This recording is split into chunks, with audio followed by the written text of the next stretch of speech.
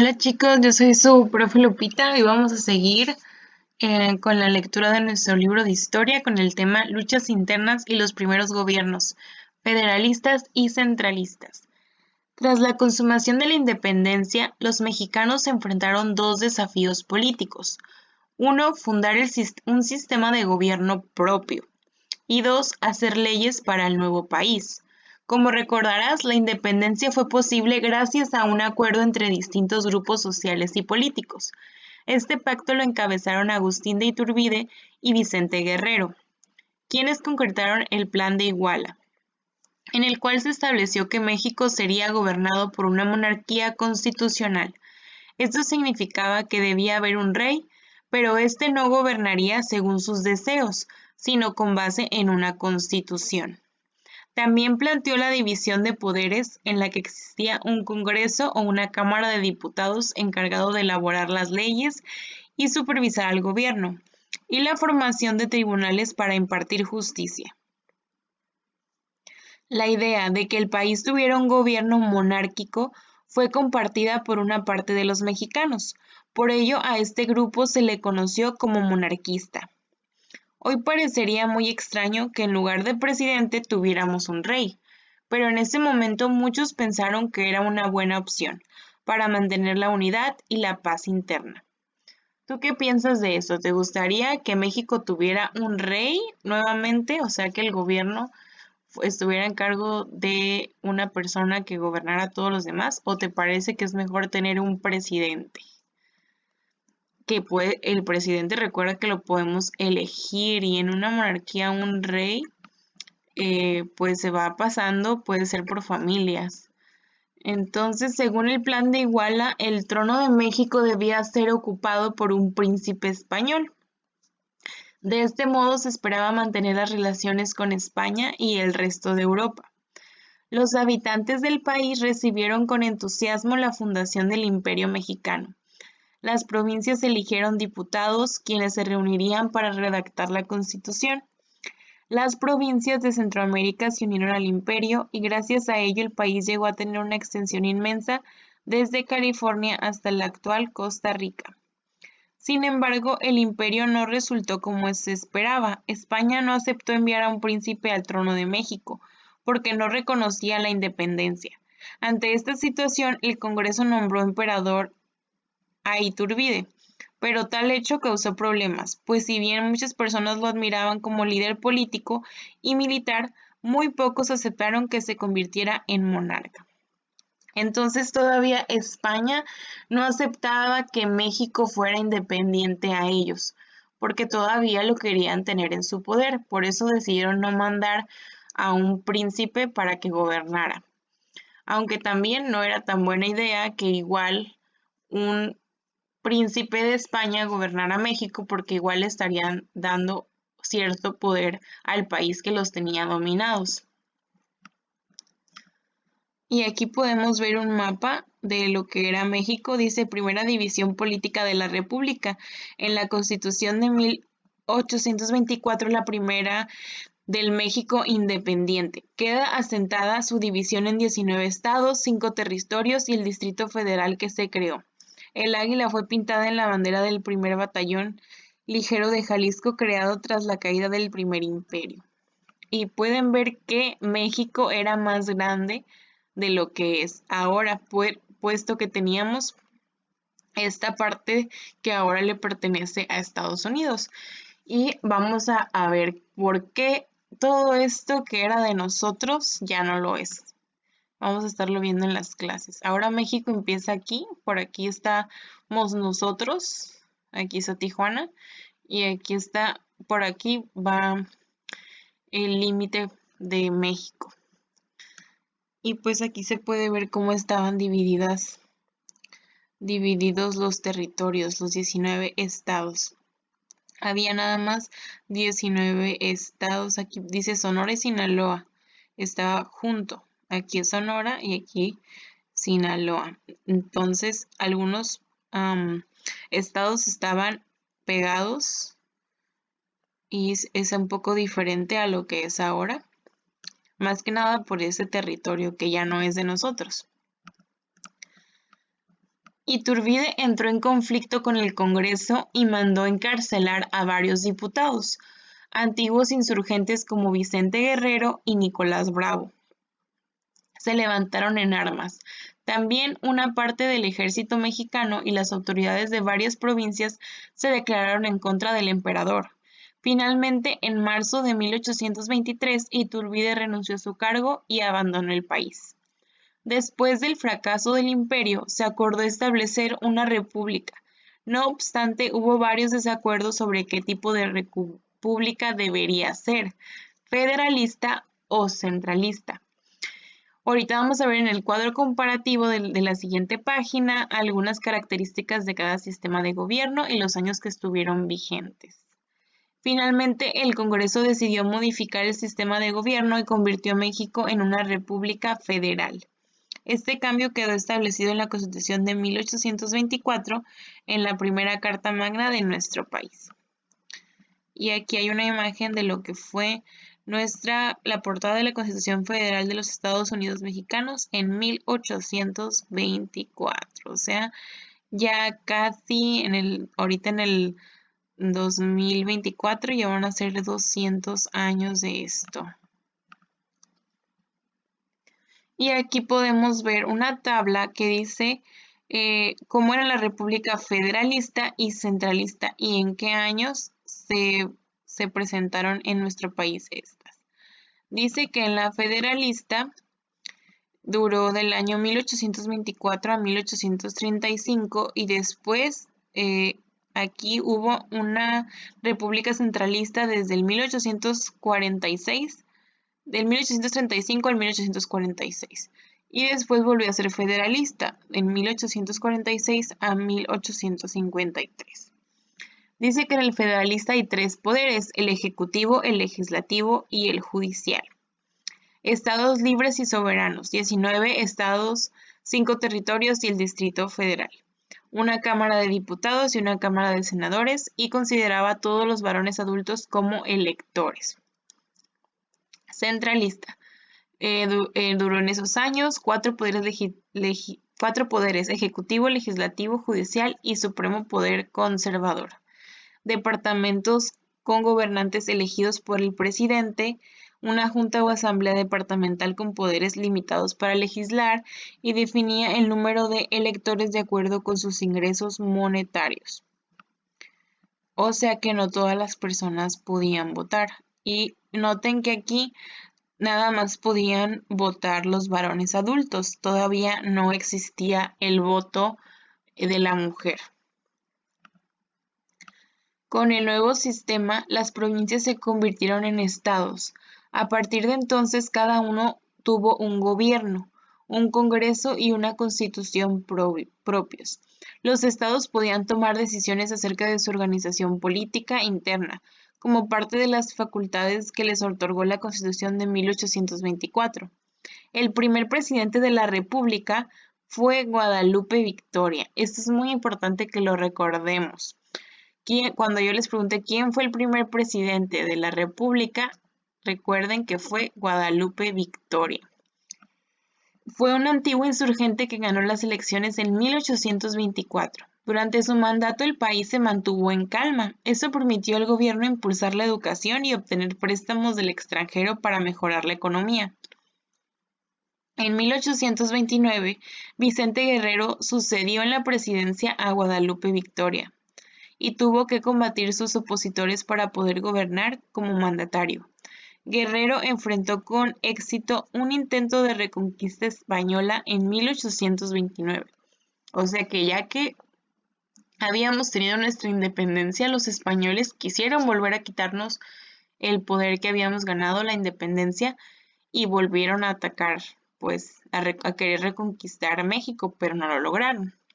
Otras acciones de su gobierno fueron hacer efectiva la abolición de la esclavitud y expulsar a muchos españoles que vivían en el país.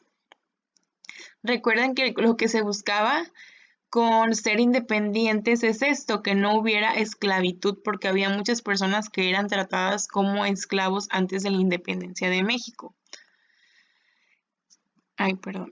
Esta última disposición agravó la división entre los dirigentes políticos. El vicepresidente Anastasio Bustamante aprovechó la situación para derrocar a Guerrero y ocupar la presidencia. Guerrero fue capturado y fusilado en Oaxaca en 1831. En los años siguientes, los distintos grupos políticos se disputarían la presidencia, la mayoría de las veces en forma violenta y sin respetar la Constitución. Así que este es nuestro pasado. Tiene muchos aspectos que son interesantes, puesto que fue formado con con violencia, con actos que no eran los que ahora vemos como que realizan votaciones para elegir un presidente. En este caso, hubo quienes fueron asesinados y que no se respetaban las leyes. Las grandes diferencias entre el federalista y el centralista es que el federalista buscaba que cada estado tuviera un poquito como de independencia, y en el centralista el poder era simplemente pues del presidente y quien él elegía. Entonces quedaba el poder en el centro del país. Los intereses extranjeros y el reconocimiento de México. En la actualidad, México cuenta con el respeto y la amistad de numerosos países, pero esto no fue así en los inicios de su vida independiente. Por el contrario, nuestro país tuvo que hacer grandes esfuerzos para que otras naciones del mundo reconocieran su existencia como país soberano y respetaran sus derechos. Tras la consumación de la independencia, España adoptó una actitud de rechazo hacia México. En el fuerte de San Juan de Ulúa, en Veracruz, existía un grupo de españoles que se negaban a reconocer nuestra independencia. Ante esta situación, la Marina de Guerra Nacional, al mando del capitán de fragata Pedro Sáenz de Baranda, consiguió que los españoles capitularan en noviembre de 1825. Con ello se consolidó la independencia de México. Capitulación: convenio en el que se pacta la rendición de un ejército o tropas. Aquí vienen las definiciones de las palabras que vienen en otro color. Todavía en 1829, una expedición española desembarcó en las costas de Tamaulipas, pero fue derrotada por el Ejército Nacional. Después de este fracaso, el gobierno español quedó convencido de que no podría reconquistar México y en 1839 reconoció por fin su independencia. O sea que hasta el año de 1836 fue que realmente el país de España dejó a México como país independiente y dejó de querer reconquistarlo.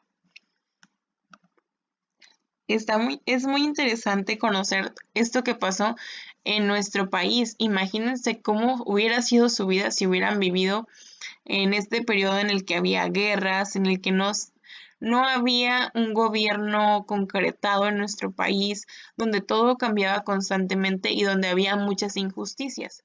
Por suerte ahora vivimos en un país donde es una república democrática en la que podemos votar y elegir a las personas que nos gobiernan. Esto no era posible antes. En estos años apenas estaba dando una transformación para llegar a los derechos que tenemos ahora como mexicanos. Debido a los compromisos políticos de España, el gobierno de Francia tampoco reconoció oficialmente la independencia de México. No obstante, mantuvo relaciones comerciales con nuestro país, pues le interesaba comprar nuestros productos y sobre todo vender sus mercancías. Empresarios y comerciantes franceses se instalaron en distintas ciudades como Puebla, Veracruz, Guadalajara y México. Por eso es que si ustedes van a estos lugares, pueden ver mucha influencia de, por ejemplo, arquitectura francesa o europea. Igual que en el aspecto económico, su presencia fue positiva, pero en el terreno diplomático dio lugar a graves problemas, como fue el caso de la llamada Guerra de los Pasteles, que fue de 1838 a 1839. Aunque en la primera mitad del siglo XIX Francia estaba más interesada en comerciar con México, algunos comerciantes y diplomáticos franceses comenzaron a ser atraídos por los asuntos políticos. Apoyaban la idea de que en México volviera a establecerse un gobierno monárquico. como en tiempos de Iturbide, al cual ayudarían con tropas y dinero. A cambio esperaban recibir ventajas especiales para hacer negocios. Después de la independencia, Inglaterra se volvió uno de los principales prestamistas de México.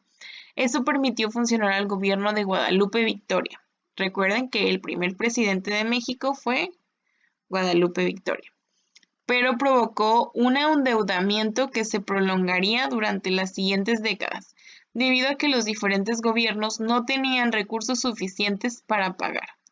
En 1825, Inglaterra reconoció la independencia de México y se firmó un tratado comercial. Así llegarían a México inversionistas ingleses interesados en las minas que encontraban abandonadas e inundadas desde la Guerra de Independencia.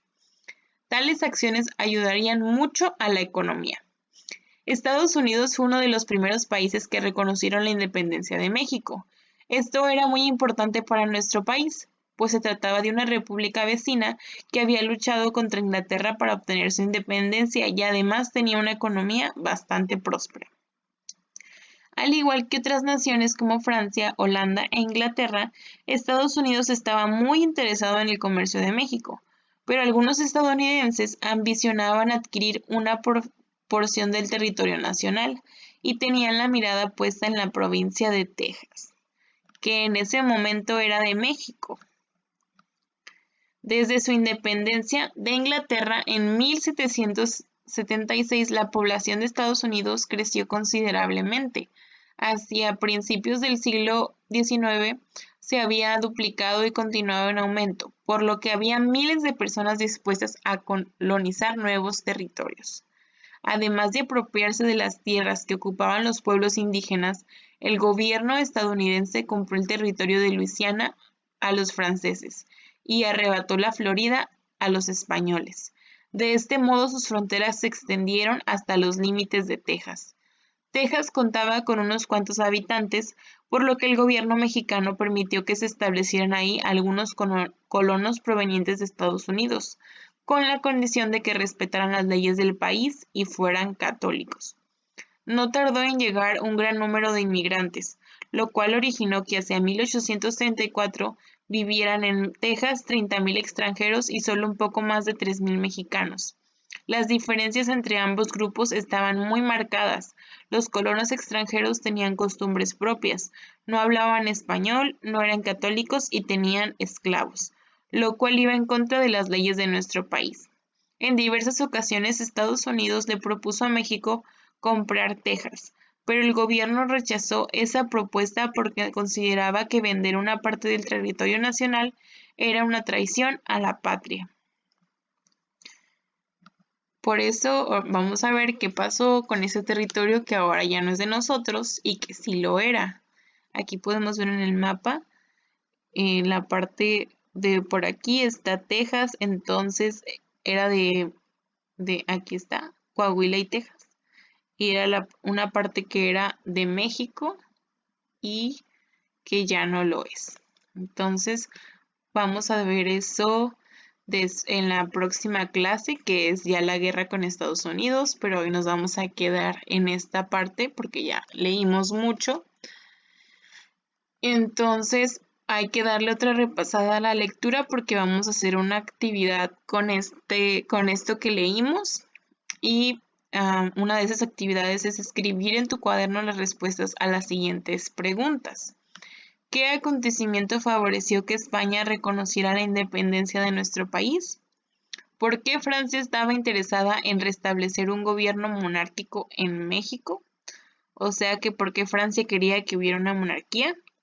¿Y cuáles razones fueron las que hicieron que algunos colonos de Estados Unidos se establecieran en Texas? Esto pues lo podemos encontrar aquí si lo queremos volver a leer o si ya lo sabemos, ya lo recordamos con la lectura, entonces lo podemos nada más escribir. Aparte de esto, te voy a dejar una actividad que te la voy a mandar como siempre en una diapositiva.